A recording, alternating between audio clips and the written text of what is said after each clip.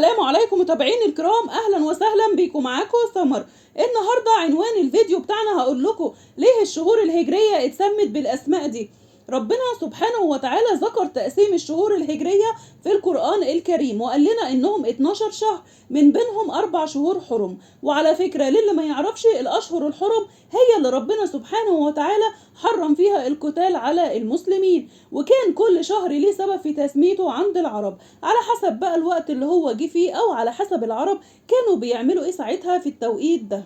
اول شهر معانا شهر محرم، اتسمى كده لانه كان محرم فيه القتال عند المسلمين.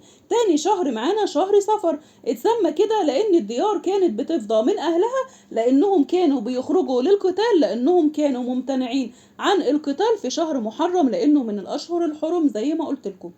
تالت شهر معانا ربيع أول، اتسمى كده لأن تزامن وجود الشهر ده في فصل الربيع.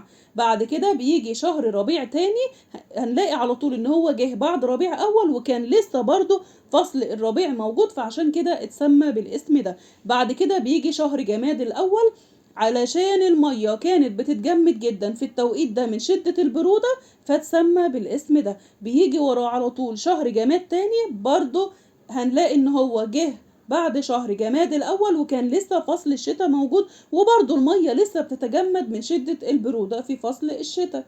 بعد كده بيجي شهر رجب، هنلاقي انه اتسمى بالاسم ده لان العرب كانوا بيرجبوا الشهر ده جدا جدا. بيرجبوا يعني ايه؟ بيرجبوا يعني بيعظموه بيقدروه جدا. بعد كده بيجي شهر شعبان، هنلاقي بقى ان في روايتين لتسميته بهذا الاسم. الاولى بيتقال ان العرب كانوا بيتشعبوا فيه للقتال اللي كانوا امتنعوا عنه في شهر رجب. التانية لان العرب برضو كانوا بيتشعبوا بس علشان يدوروا على المية اللي كانت نادر وجودها في التوقيت ده.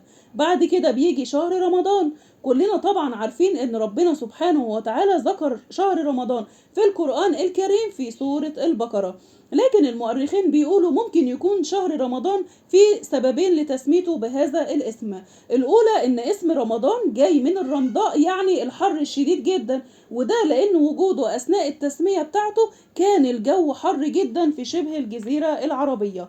الرأي التاني بيتقال إن رمضان اللي هو المطر، لأن المطر بيجي بيغسل الأرض من التراب اللي عليها، زي ما الصيام بيغسل الإنسان من الذنوب. بعد كده بيجي شهر شوال، اتسمى كده لأنه بتشول فيه الإبل. بتشول يعني إيه؟ بتشول اللي انت بتقولي عليها دي، يعني الجمال بتكون ضعيفة جدا فبيجف لبنها، فمن هنا اتسمى بشهر شوال.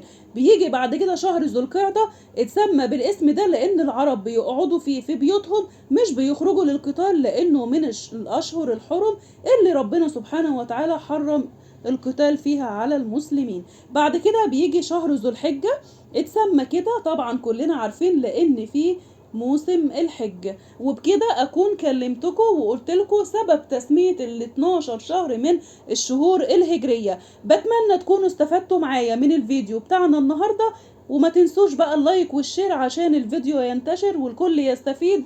وكل سنة وانتم طيبين، وربنا يا رب يجعله عام هجري سعيد على المسلمين في العالم أجمع. وما ننساش ندعي لإخواتنا في غزة، وكل سنة وانتم طيبين.